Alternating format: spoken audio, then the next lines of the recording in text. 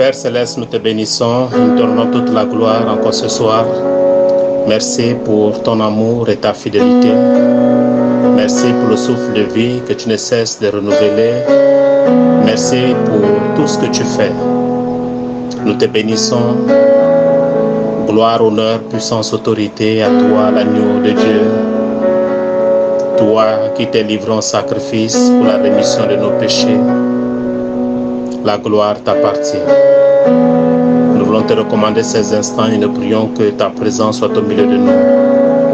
Nous voulons te recommander, Seigneur, oh Dieu, tous ces auditeurs connectés, afin que le Saint-Esprit, le meilleur enseignant, puisse davantage leur transmettre le message, afin de comprendre les choses cachées de ton royaume.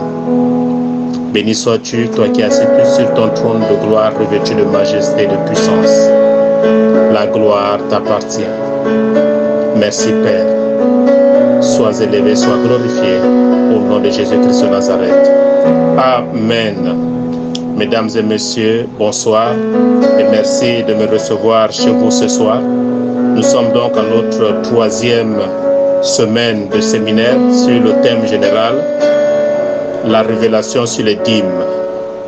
Il est important de rappeler les deux premiers sous-thèmes que nous avons déjà abordés. Le premier sous-thème était autour de la thématique les origines de la dîme. Nous avons compris que la première origine de la dîme était spirituelle. Il est question donc de la révélation qu'Abraham a eue parce qu'il n'avait pas reçu mandat de qui que ce soit pour présenter sa dîme. La Bible dit qu'Abraham apporta la dîme de tout auprès de Melchisédek, roi de Salem. Donc c'est la première origine de la dîme, elle est spirituelle. C'est pourquoi, mesdames et messieurs, si vous n'avez pas une révélation en ce qui concerne la dîme, vous ne serez jamais fidèle dans la dîme. C'est pourquoi beaucoup volent Dieu à travers la dîme par absence de révélation. La deuxième origine, nous avons compris que la dîme intervient avant la loi. La loi n'existait même pas encore, mais la dîme existait déjà. Le deuxième sous-thème que nous avons développé était de savoir où dois-je apporter ma dîme. Nous avons répondu en disant que je dois apporter ma dîme dans la maison du trésor. La maison du trésor, c'est l'église.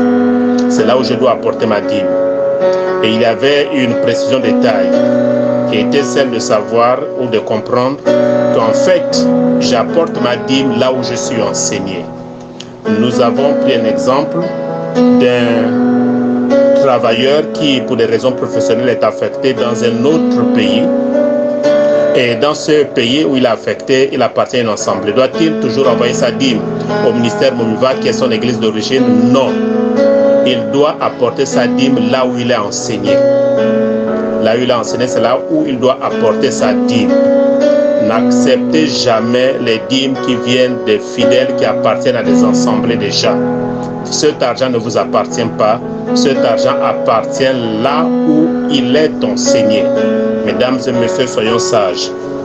Et donc, ce soir, nous voulons débattre du troisième sous-thème qui s'intitule ainsi « Qui doit percevoir la dîme et pourquoi ?» Bibliquement parlant, qui doit percevoir la dîme et pourquoi, bibliquement parlant. Mesdames et messieurs, avant de rentrer dans le vif du sujet, il est important de comprendre que les prémices sont une sorte de dîme aussi. C'est tout ce qui est premier. C'est pourquoi quand je prélève ma dîme, je dois en premier prélever la dîme dans mon revenu avant d'effectuer d'autres dépenses. Mais malheureusement, beaucoup de chrétiens, qu'est-ce qu'ils font? Ils effectuent d'abord leurs dépenses et ensuite ils prélèvent la dîme du Seigneur. Il est arrivé que certains, même au moment où ils veulent prélever la dîme du Seigneur, il ne reste plus rien entre leurs mains. Nous ne sommes pas des enfants sages. La dîme doit être prélevée en premier dans toutes mes dépenses. Il est aussi important de comprendre, mesdames et messieurs, que notre premier enfant est une dîme au Seigneur aussi. Tout ce qui est premier, c'est une dîme au Seigneur. Ma première maison est une dîme au Seigneur. Ma première voiture est une dîme au Seigneur. Tout ce qui est premier, c'est comme pas des prémices. Quand vous allez examiner les Écritures, vous allez vous rendre compte qu'à certains moments certains patriarches utilisent l'expression prémisse et d'autres dîmes. Les prémices, c'est la dîme aussi. La dîme, ce sont les prémices aussi.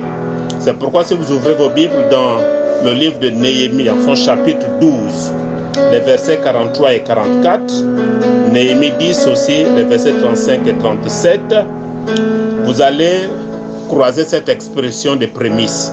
Vous pouvez aussi ouvrir vos Bibles dans le livre d'Ézéchiel, à son chapitre 44, le verset 30. Et dans le livre de 2 Chroniques 31, le verset 1 à 6, il est question d'Ézéchias, qui parle aussi des prémices.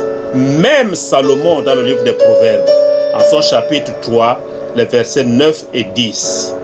La dîme, par définition, en grec, c'est décate. Décate. D-E-K-A-T-E.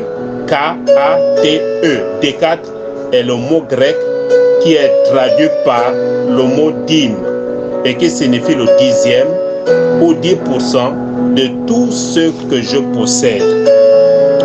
La dîme donc représente les prémices de tout ce que vous avez. Donc les mots dîme et prémices sont utilisés indifféremment et on en trouve plusieurs exemples comme je venais de le citer. Il est important de comprendre que le mot prémisse est plus couramment utilisé dans le langage du Nouveau Testament. C'est pourquoi je vous ai dit, est-ce que vous savez que votre premier enfant est une dîme au Seigneur? Mesdames et messieurs, qui doit percevoir la dîme et pourquoi, bibliquement parlant? Nous allons ouvrir nos Bibles dans le livre de Nombre 18, à partir du verset 22. Nombre 18, à partir du verset 22, je vais faire la lecture. Les enfants d'Israël n'approcheront plus de la tente d'assignation, de peur qu'ils ne se chargent d'un péché et qu'ils ne meurent. Les Lévites feront le service de la tente d'assignation, et ils resteront chargés de leurs iniquités. Ils n'auront point de possession au milieu des enfants d'Israël. Ce sera une loi perpétuelle parmi vos descendants. La Bible dit que ce sera une loi perpétuelle parmi vos descendants. Une loi perpétuelle, c'est une loi qui n'a pas de fin. C'est une loi qui va de génération en génération. Et donc au verset 23, la Bible dit: ils n'auront point de possession au milieu des enfants d'Israël. Ce sera une loi perpétuelle parmi vos descendants. Qui n'aura point de possession au milieu des enfants d'Israël? Ce sont les Lévites. Au verset 24, la Bible dit: je donne comme possession aux Lévites les dîmes que les enfants d'Israël présenteront à l'Éternel par élévation. C'est pourquoi j'ai dit à leur égard, ils n'auront point de possession au milieu des enfants d'Israël. Pourquoi les Lévites n'auront pas de possession au milieu des enfants d'Israël? Pour la simple raison que Dieu donnera pour possession aux Lévites les dîmes que les enfants d'Israël présenteront à lui. Et au verset 25, la Bible dit: l'Éternel parla à Moïse et dit: tu parleras aux Lévites et tu leur diras: lorsque vous recevrez des enfants d'Israël la dîme que je vous donne de leur part comme votre possession, vous en prélèverez une offrande pour l'Éternel, une dîme de la dîme. Autrement dit, quand les Lévites recevaient des enfants d'Israël toutes les dîmes, en retour, les Lévites prélevaient ce qu'on appelle la dîme des dîmes. Au verset 27, la Bible dit: et votre offrande vous sera comptée comme le blé qu'on prélève de l'air et comme le mou qu'on prélève de la cuve. C'est ainsi que vous prélèverez une offrande pour l'Éternel sur toutes les dîmes que vous recevrez des enfants d'Israël. Et vous donnerez au sacrificateur Aaron l'offrande que vous en aurez prélevée pour l'Éternel. Verset 29. Sur tous les dons qui vous seront faits, vous prélèverez toutes les offrandes pour l'Éternel, sur tout ce qu'il y aura de meilleur. Vous prélèverez la portion consacrée. Tu leur diras: quand vous en aurez prélevé le meilleur, la dîme sera comptée aux Lévites comme le revenu de l'air et comme le revenu de la cuve. Verset 31, vous la mangerez en un lieu quelconque, vous et votre maison, car c'est votre salaire pour le service que vous faites dans la tente d'assignation. Le verset 31 dit: vous la mangerez en un lieu quelconque, vous et votre maison, car c'est votre salaire pour le service que vous faites dans la tente d'assignation. Et enfin le verset 32, vous ne serez chargés pour cela d'aucun péché. Quand vous en aurez prélevé le meilleur, vous ne profanerez point les offrandes saintes des enfants d'Israël et vous ne mourrez point. Mesdames et messieurs, c'est la parole de Dieu. C'est vrai que le sujet sur la dîme fait couler beaucoup d'encre dans certains milieux chrétiens, mais il est important pour nous de pouvoir enseigner la parole comme elle est présentée. C'est pourquoi, mesdames et messieurs, certains ministères, certains chrétiens, même certains leaders sont pauvres du fait qu'un principe a été violé. C'est le principe de la dîme. Le non-respect d'un principe divin. Dans Lévitique, le verset 27, le verset 30, la Bible dit: toute dîme de la terre, soit des récoltes de la terre, soit du fruit des arbres, appartient à l'Éternel. C'est une chose consacrée à l'Éternel. Mesdames et messieurs, la dîme que nous apportons à la maison du trésor, sinon à l'église, revient directement, selon les Écritures, au Lévite. Qui est le Lévite? Le Lévite, c'est le pasteur. Le Lévite, c'est le prophète. Le Lévite, c'est le docteur. Le Lévite, c'est l'apôtre. Le Lévite, c'est l'évangéliste. La dîme revient au leader. La Bible dit que les enfants d'Israël apporteront la dîme pour la simple raison que le Lévite n'aura pas de possession au milieu des enfants d'Israël et ce sera leur salaire à cause du travail qu'ils accomplissent dans la maison de Dieu. C'est vrai, mesdames et messieurs, quand on parle d'un tel sujet, beaucoup de langues se délient et beaucoup cherchent à pécher de façon inutile pour la simple raison que leur intelligence humaine fait surface. C'est pourquoi nous ne pouvons pas gérer les choses du royaume, les choses divines, avec l'intelligence humaine. Est-ce que vous savez que normalement dans une église organisée où les gens ont la crainte de Dieu, le salaire d'un pasteur ne peut être fixé? Est-ce que vous savez qu'on ne peut pas fixer le salaire d'un pasteur dans une communauté? Pour la simple raison, le pasteur qui est appelé le Lévite se nourrit de la dîme que produit les fidèles de son assemblée. Et quand il perçoit cette dîme-là, il prélève la dîme des dîmes qu'il présente comme une offrande. C'est pourquoi la Bible dit: apportez à la maison du trésor toutes les dîmes, afin qu'il y ait de la nourriture dans ma maison, dit l'Éternel des armées. Maintenant, pour des églises qui ne sont pas organisées, beaucoup ont cru que la dîme était au-delà de l'offrande. Non, mesdames et messieurs, c'est en milieu certainement francophone que les gens ont ramené les choses à leur juste valeur, selon leur compréhension, que la dîme était au-dessus de l'offrande. La dîme est limitée à 10% de mes revenus, alors que l'offrande peut aller au-delà. Mais comme l'enseignement qui nous avait été inculqué nous fait croire que quand je donne ma dîme, c'est que j'ai vraiment donné au Seigneur. Mais non, ce n'est qu'une portion de ce que je possède. L'offrande, je peux donner 90% de l'offrande.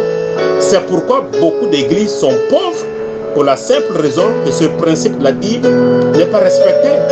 Et quand un pasteur se lève pour prêcher sur la dîme, les langues se délient, les gens commencent à lui taxer d'escroc, de quelqu'un qui veut de l'argent, de quelqu'un qui certainement a besoin de piller ses fidèles. Rien de cela, mesdames et messieurs. Nous avons les Écritures qui sont là, c'est la Bible qui parle. La Bible est claire, dans le verset 31 de Lévitique 18, la Bible dit: vous la mangerez en un lieu quelconque, vous et votre maison, car c'est votre salaire. Car c'est votre salaire pour le service que vous faites dans la tente d'assignation. C'est votre salaire. Le salaire d'un pasteur, le salaire d'un évangéliste, le salaire d'un docteur, le salaire d'un prophète, le salaire d'un apôtre, c'est la dîme. C'est ça son salaire. Maintenant, si ce Lévite, dans son assemblée, il n'a que 10 fidèles, mais il se contentera de ce que les 10 fidèles apporteront comme dîme.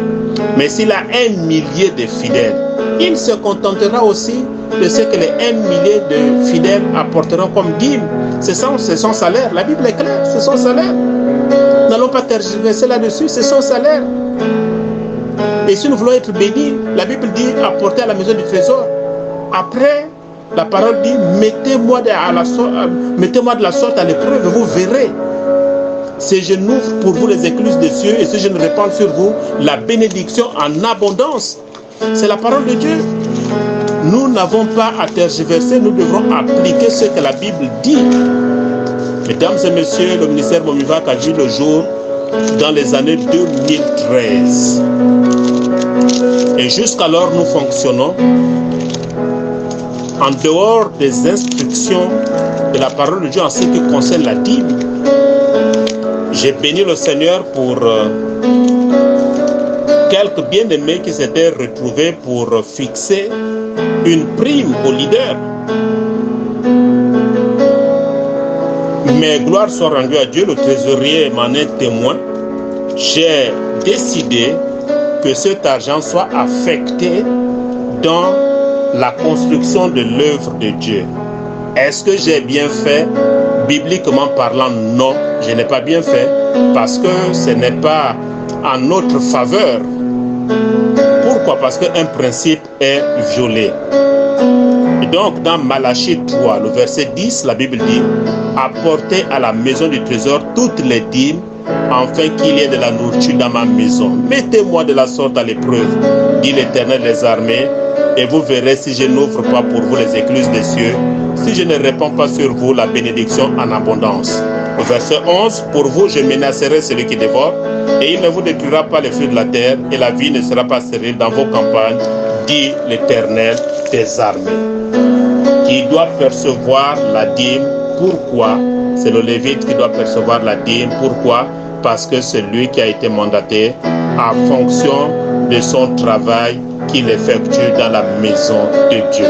C'est ça la vérité de la parole qui est difficile à comprendre. Pourquoi?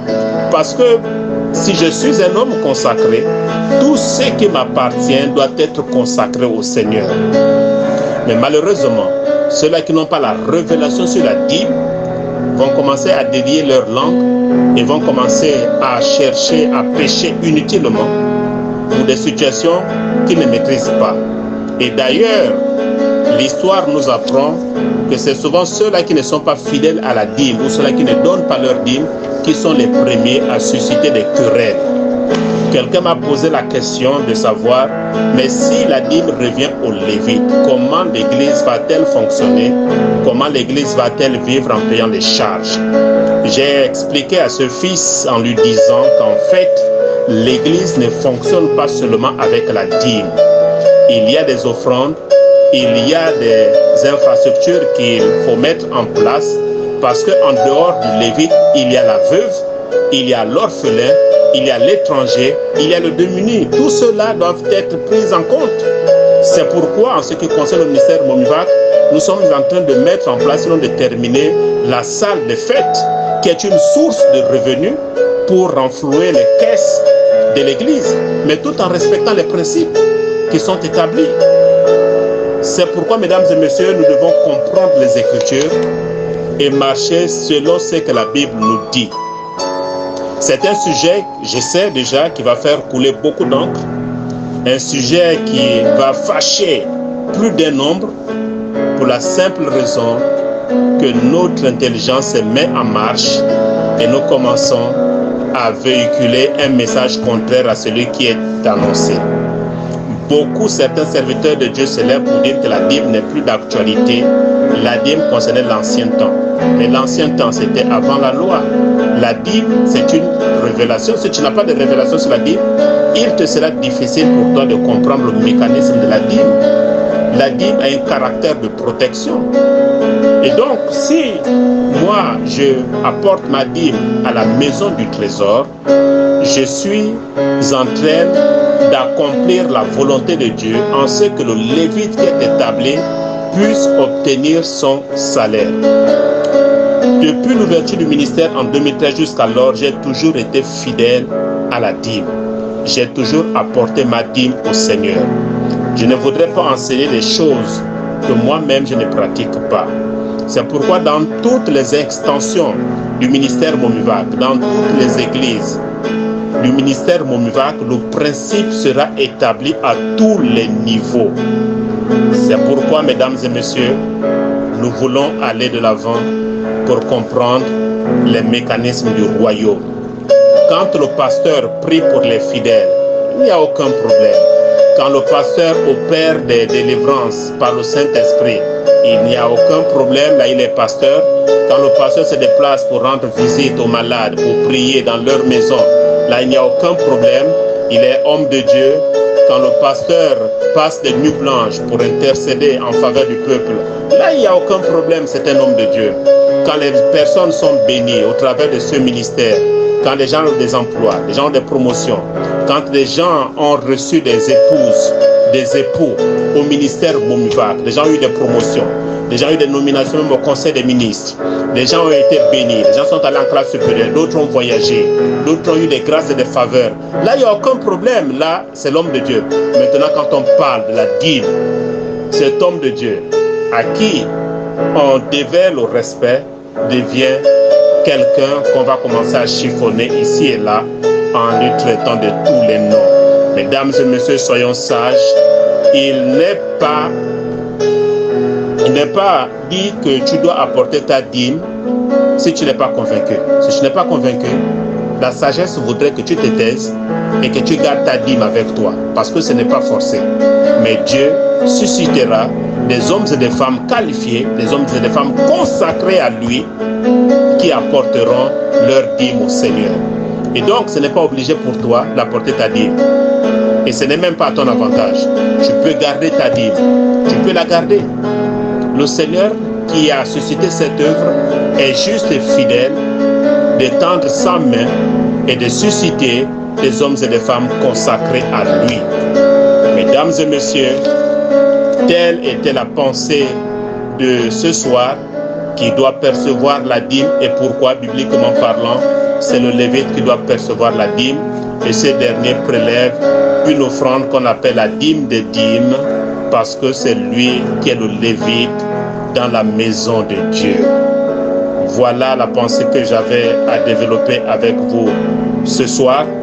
Je vous souhaite donc une bonne digestion, et je sais pour ma part que beaucoup seront certainement édifiés, mais par contre d'autres se poseront des questions. Si vous avez des incompréhensions, si vous avez des couacs sur certaines déclarations, il est important pour vous de m'écrire en inbox. Je tenterai d'apporter une réponse à votre préoccupation. Mesdames et messieurs, voilà donc le message que j'avais à partager avec vous ce soir. Que Dieu nous bénisse et que la gloire revienne à notre Seigneur de gloire, Jésus-Christ de Nazareth. Et à très bientôt. Au revoir, à la semaine prochaine, si Dieu le veut.